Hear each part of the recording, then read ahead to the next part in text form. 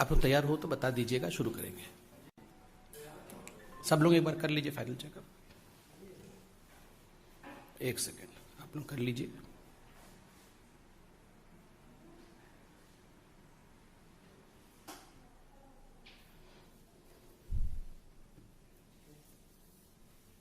तैयार हैं बंधुगण? आज एक बहुत महत्वपूर्ण विषय में पार्टी की तरफ से यह प्रेस कॉन्फ्रेंस रखा गया है। मुख्यतः दो विषयों पर चर्चा करेंगे। किस प्रकार केरल में आज पूरे हिंदुस्तान का 50% से अधिक कोरोना के केसेस केरल से आ रहे हैं। किस प्रकार राजस्थान में भी कोरोना के नियमों का मंत्रीगण खुद ही धज्जियां उड़ा रहे हैं। और अंत में राहुल गांधी जी ने जो कुछ सवाल पूछे हैं, उन सवालों के भी जवाब आज प्रेस कॉन्फ्रेंस के माध्यम से दिया जाएगा। बंधुगण, आज अखबारों में एक बहुत ही महत्वपूर्ण सवाल और एक बहुत ही महत्वपूर्ण विषय को उठाया गया है कि आज केरल में आखिर क्या हो रहा है। आज आंकड़ों के माध्यम से केरला के अंदर 22,000 केस एक दिन में कोरोना के आए हैं, उस विषय को छापा है। आप सोचिए, एक दिन में 22,000 केस आए हैं केरल में कोरोना के। और आज अखबार ने यह भी लिखा है कि ऐसा प्रतीत होता है मानो ये सेकेंड वेव नहीं हो, एक और वेव आरंभ हो चुका है केरल के अंदर। तो ये बहुत ही गंभीरता का विषय है, बहुत ही चिंता का विषय है। क्या हम एक और वेव की ओर बढ़ रहे हैं? इसके लिए जिम्मेदार कौन है? देखिए, केरल में जून 6 के बाद आज सर्वाधिक केस आए हैं। आज राज्य में 22,000 केस आए हैं। इससे पहले जून 6 को तमिलनाडु में 20,421 केस थे। उसके बाद किसी भी राज्य में अगर सर्वाधिक केसेस आए हैं जून 6 के बाद, तो वो केरल राज्य है। केरल में भी मई 29 के बाद ये सर्वाधिक केस है। इससे पहले केरल में भी विषय कंट्रोल की तरफ बढ़ रहा था, मगर कहीं ना कहीं कुछ ऐसा हुआ है, कहीं ना कहीं कुछ गलती केरल सरकार से हुई है, जिसका नतीजा यह हुआ है कि आज पूरे हिंदुस्तान का सर्वाधिक केस केरल से निकल रहा है। विगत 4 हफ्तों में, in the last 4 weeks, the case load in Kerala is consistently increasing. विगत 4 हफ्तों में जो केस लोड कोरोना का है केरल में, वो लगातार बढ़ते जा रहा है। और जो पॉजिटिविटी रेट है कोरोना का केरल में, वो आज बढ़ करके 12.35% हो गया है। यह अपने आप में चिंता का विषय है। आज केरल में इन 22,000 सिंगल डे केस को ऐड करके अगर हम देखें, इसका योग करके हम देखें, तो कुल मिलाकर जो केस संख्या केरल में है वो 33 लाख है। 33 lakh people in Kerala today have suffered from corona, including the 22,000 people who have tested positive yesterday. बंधुगण, ये देश का दूसरा राज्य बनता है महाराष्ट्र के बाद। महाराष्ट्र में 62 लाख लोग हैं जिनको कोरोना हुआ है और केरल में 33 लाख हैं। तो स्वाभाविक रूप से चाहे महाराष्ट्र हो चाहे केरल हो, ये चिंता का विषय है कि जब देश सेकेंड वेव से उभरा है और थर्ड वेव कैसा नहीं आए, how to prevent third wave, इस पर पूरे देश में चर्चा हो रही है और यह चिंता का विषय है। ऐसे में what is the carelessness of the Kerala government that we see such kind of case load rise? क्या गड़बड़ी हुई है केरल में, यह जानना पड़ेगा। आपको पता होगा कि बीच में कांवड़ यात्रा के समय एक बहुत बड़ी चर्चा देश के मीडिया में और देश के राजनीतिक हलकों में हुई थी, और ये चर्चा थी कि कांवड़ यात्रा को बंद करना चाहिए। देखिए, बहुत ही दायित्ववान बनते हुए, बहुत ही जिम्मेदारी के साथ, चाहे उत्तराखंड की सरकार हो चाहे उत्तर प्रदेश की सरकार हो, किस प्रकार से लोगों के जान को बचाना है, इस विषय को लेकर इन दोनों सरकार आगे बढ़ी। सुप्रीम कोर्ट ने जो भी हिदायतें दी उसका पालन किया गया, मगर बकरा ईद के समय जो रिलैक्सेशन 3 दिन का केरल सरकार ने दिया, उस पर सुप्रीम कोर्ट ने भी चिंता जताई थी। और सुप्रीम कोर्ट ने कहा था, we direct the Kerala government to give heed to article 21, read with article 144 of the constitution of India and follow our orders given in the Kanwar Yatra case. Kanwar यात्रा में हमने जो हिदायतें दी है, हमने जो फैसला सुनाया है, केरल सरकार को चाहिए कि वो उन हिदायतों का, उन एडवाइजेस का और उस फैसला का पालन केरल में भी करे बकरा ईद के समय। मगर दुख के साथ मुझे कहना पड़ रहा है, तुष्टीकरण की राजनीति जीती और सुप्रीम कोर्ट के इस हिदायत को केरल की सरकार ने पालन नहीं किया। नतीजा 22,000 केस आज केरल के अंदर आए हैं। नतीजा आज केरल एक दूसरे वेव की ओर बढ़ रहा है। ये तुष्टीकरण आप सोचिए किस हद तक हमारे राजनेताओं को क्या क्या करा सकता है। मुझे तकलीफ हो रही है कहते हुए कि आज कोई भी ऐसा पॉलिटिकल पार्टी नहीं है बीजेपी को छोड़कर जो केरल के इस परिस्थिति पर चिंता व्यक्त करे और जो केरल को और हमारे तथाकथित लिबरल पॉलिटिशियंस को, जो तुष्टीकरण की आड़ पर अपने आप को लिबरल कहते हैं, उनको आईना दिखाने का काम करे। मैं धन्यवाद करता हूं मीडिया का, जिन्होंने इस विषय को आज अखबार के माध्यम से और आज न्यूज के माध्यम से उठाया है और हमें जागरूक करने का काम किया है। ठीक उसी प्रकार आप राजस्थान में देखिए, आपको जान के आश्चर्य होगा कि राजस्थान में उनके जो स्वास्थ्य मंत्री हैं, खुद स्वास्थ्य मंत्री रघु शर्मा जी, वो कल अपना जन्मदिन मनाते हुए इंदौर के ऑडिटोरियम में, इंदौर शहर के ऑडिटोरियम, एक इंडोर ऑडिटोरियम है राजस्थान में, तो उस इंडोर ऑडिटोरियम में वो अपना जन्मदिन मना रहे हैं और सैकड़ों लोगों को उन्होंने उसमें हाजिर किया है। अभी यह भी मीडिया में चल रहा है कि मंत्रिमंडल का फेरबदल राजस्थान में हो सकता है। तो शक्ति प्रदर्शन करने के लिए कि हमारे पास ज्यादा लोग हैं, यह दिखाने के लिए रघु शर्मा जो स्वास्थ्य मंत्री हैं, वो जिस प्रकार का व्यवहार कर रहे हैं, सैकड़ों लोगों को कहीं ना कहीं वो खतरे में डाल रहे हैं कोविड रिस्ट्रिक्शंस हटा करके। स्कूल कॉलेजेस राजस्थान में बंद है, किंतु आप देखिए राजस्थान में खुद स्वास्थ्य मंत्री और उनकी सरकार लोगों की जान को खतरे में डाल रही है। और वैसे में आज राहुल गांधी और कुछ विपक्ष के नेता जब सवाल पूछने संसद के पटल को छोड़ करके संसद के बाहर आते हैं और सवाल पूछते हैं, तो इन सवालों का जवाब जनता भी देना चाहती है और हम भी चाहते हैं इन सवालों का जवाब राहुल गांधी को दिया जाए। राहुल जी, आपने कहा कि आज पूरा विपक्ष जो है, वो पूरा विपक्ष आज एक हो गया है और एक होकर ये कुछ सवाल पूछ रहा है। राहुल जी, ये तथाकथित विपक्ष एक कब नहीं था? आज ममता जी भी चाय पी रही हैं सोनिया गांधी जी के साथ, आप कह रहे हैं कि हम सब एक हो गए। आप याद करिए 2018 में कर्नाटक में किस प्रकार ये तमाम विपक्ष के नेता एक दूसरे के हाथ पकड़ करके मंच पर मौजूद थे। ममता जी, मायावती जी, सोनिया जी, ये सारे लोग मंच पे मौजूद थे और कह रहे थे हम तमाम नेता एक होकर भारतीय जनता पार्टी को हराएंगे, हम मोदी जी के विचारधारा के खिलाफ अपनी आवाज को बुलंद करेंगे। क्या नतीजा हुआ? क्या नतीजा हुआ? जनता जनार्दन है। राहुल गांधी, अखिलेश जी एक साथ साइकिल में बैठे थे, दो अच्छे लड़के यूपी के निकले थे साइकिल पे। क्या नतीजा हुआ उस साइकिल यात्रा का? क्या नतीजा हुआ इन सबके गठबंधनों का? कुछ नतीजा नहीं निकला।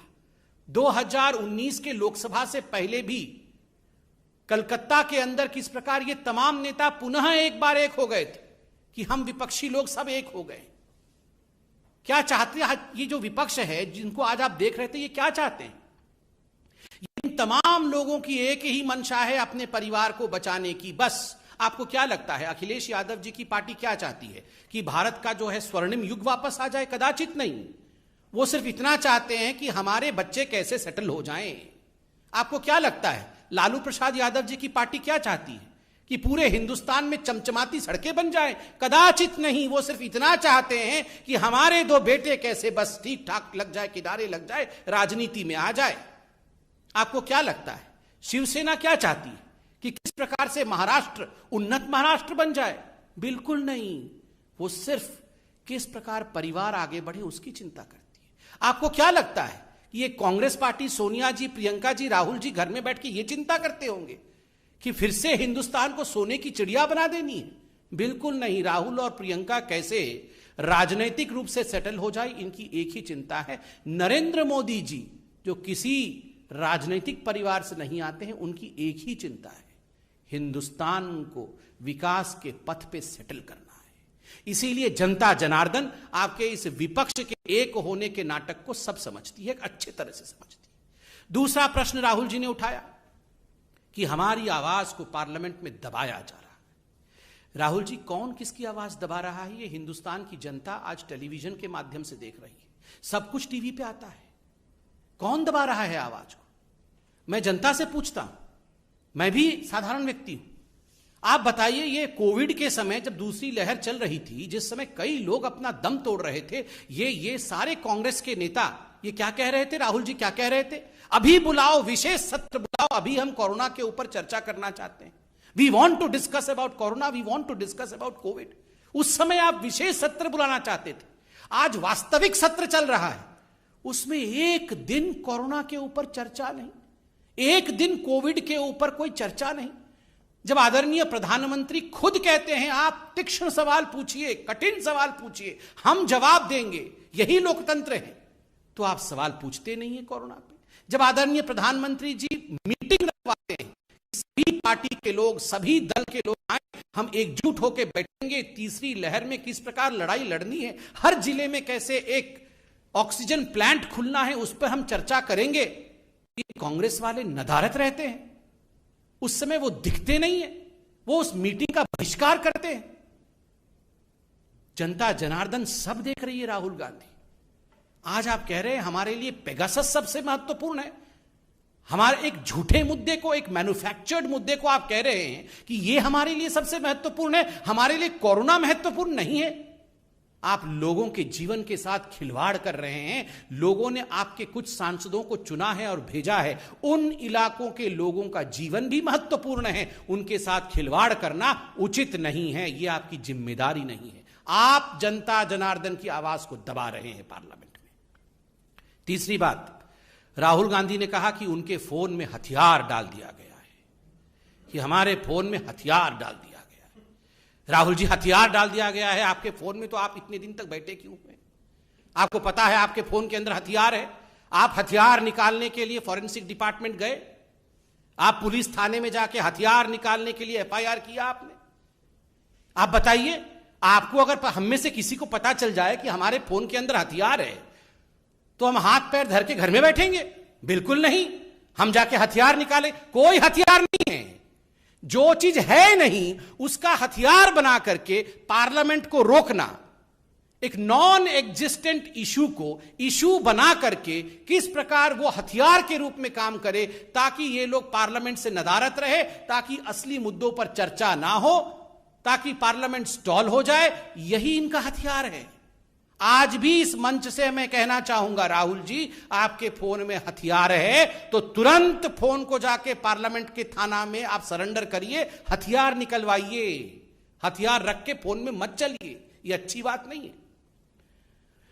राहुल जी, आपने कहा कि हम पार्लियामेंट को डिस्टर्ब नहीं कर रहे हैं और पेगासस पे सरकार को चाहिए कि बिल्कुल उत्तर दे दे, और हम अपनी जिम्मेदारी को पूरी कर रहे हैं पार्लियामेंट। राहुल जी, पेगासस पर ही आईटी मंत्री अश्विनी वैष्णव जी पार्लियामेंट में उत्तर दे रहे थे, लिखित उत्तर दे रहे थे, जो लिखा हुआ है उससे पढ़कर उत्तर दे रहे थे। आपके सभी प्रश्नों के, आपके सभी संशयों का उत्तर दिया जा रहा था। मगर आप लोगों ने क्या किया? आप लोगों ने कागज को आदरणीय मंत्री जी के हाथ से छीन करके फाड़ दिया, उसे हवा में उड़ा दिया, उसे फेंक दिया। यह जिम्मेदारी है? ये जिम्मेदारी नहीं है, ये गैर जिम्मेदाराना बिहेवियर है, और ये लोकतंत्र की मर्यादाओं का छलनी उड़ाना है, ये लोकतंत्र की मर्यादाओं के साथ खिलवाड़ करना है। हम पार्लियामेंट में उत्तर दे रहे हैं, मंत्री खड़े हैं, उत्तर पढ़ रहे हैं, हाथ में से कागज छीन के फाड़ देना। Rahul ji, many leaders in the opposition have learned the same gimmicks that you used to follow in your party. We were reminded that day the way you had torn the ordinance of Dr. Manmohan Singh, the then Prime Minister. उस समय के प्रधानमंत्री doctor Manmohan Singh ji के ordinance को आपने जिस प्रकार फाड़ करके कागज को उड़ाया था ना, ठीक उसी प्रकार आपसे सीखकर आज कुछ आपके अनुयायी मंत्रियों के कागजों को संविधान के सबसे बड़े मंदिर के पटल पर फाड़ कर फेंक रहे हैं। यह जिम्मेदारी नहीं है। This is irresponsibility. But by the way, Rahul and responsibility can never travel together. Rahul means irresponsibility. Rahul का अर्थ ही irresponsibility. बंधुगण, ये सारे प्रश्न बहुत महत्वपूर्ण हैं. हर विषय पर अगर कहीं चर्चा होनी चाहिए, सख्त से सख्त अगर सवाल कहीं पूछना चाहिए, ये आदरणीय प्रधानमंत्री जी ने फर्स्ट डे बताया, पहले दिन में सत्र में बताया कि पार्लियामेंट में होना चाहिए. पार्लियामेंट पूरा हिंदुस्तान आज टीवी के माध्यम से देखती है. क्या हो रहा है पार्लियामेंट में? कागज उड़ाया जा रहा है, प्लेकार्ड्स दिखाए जा रहे हैं.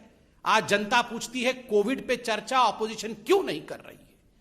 We expect the opposition, we expect particularly the Congress party and Rahul Gandhi to be responsible. यही हमें कहना था. कोई प्रश्न हो तो अवश्य पूछिए.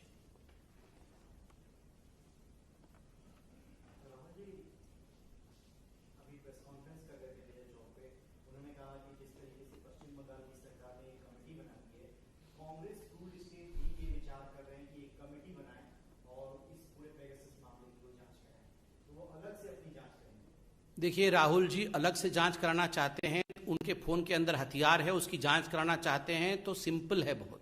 अपने फोन को फॉरेंसिक डिपार्टमेंट में दे दे, पुलिस में एफआईआर कराएं और कहें कि मेरे फोन में हथियार है. ये एफआईआर करते नहीं.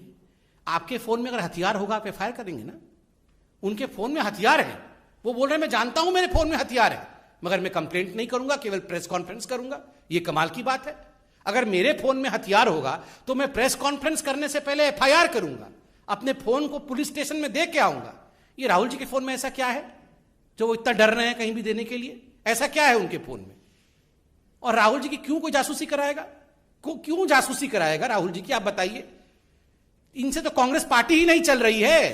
इनका कौन जासूसी कराएगा? क्या हो जाएगा? कौन सा ज्ञान मिल जाएगा इनका जासूसी करा करके? कोई किसी की जासूसी नहीं करा रहा है. इसको स्पष्ट रूप से मंत्री जी ने उत्तर दिया है. दुखद है कि उनके उत्तर को फाड़ करके फेंक दिया गया. और राहुल जी, आप जांच कराना चाहते हैं, अपनी फोन की जांच कराइए, जाके बिल्कुल जांच कराइए. स्वतंत्र देश है.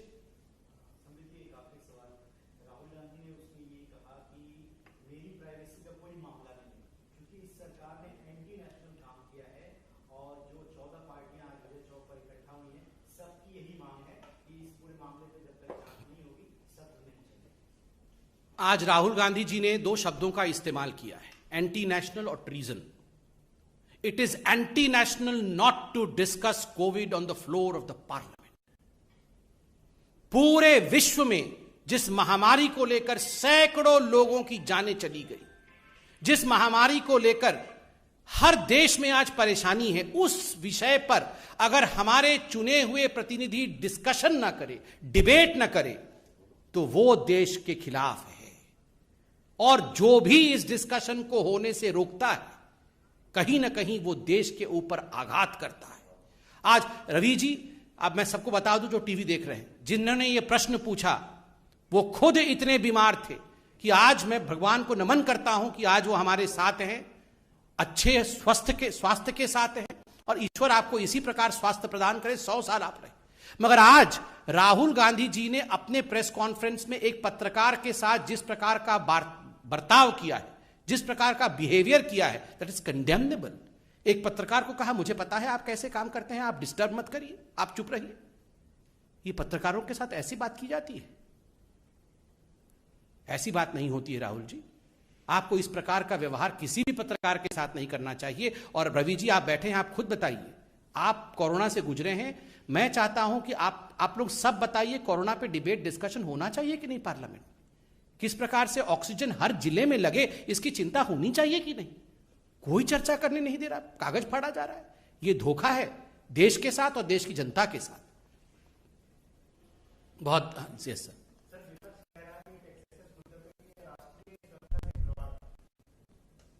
देखिए, आज विपक्ष कहीं ना कहीं, और खास करके राहुल गांधी, कहीं ना कहीं there is a bankruptcy in the thought process. आज इस देश के सामने सबसे बड़ा मुद्दा कोई है तो वो किस प्रकार थर्ड वेव को प्रिवेंट करना है, किस प्रकार वैक्सीनेशन को सुचारू रूप से पूरे राष्ट्र में चलाना है, किस प्रकार से कोरोना को लेकर ऑक्सीजनेशन की तैयारी करनी है. यही आज राष्ट्र के लिए सबसे बड़ा मुद्दा है. और अगर हमारे प्रतिनिधि, हमारे मेंबर ऑफ पार्लियामेंट, हमारे सांसद ये सब डिस्कशन नहीं कर पाए और एक नॉन एग्जिस्टेंट विषय जिस पर कि जिन्होंने चोरी किया है वो खुद कंफ्यूज्ड हैं, वो स्पष्टता के साथ कुछ बता नहीं पा रहे हैं।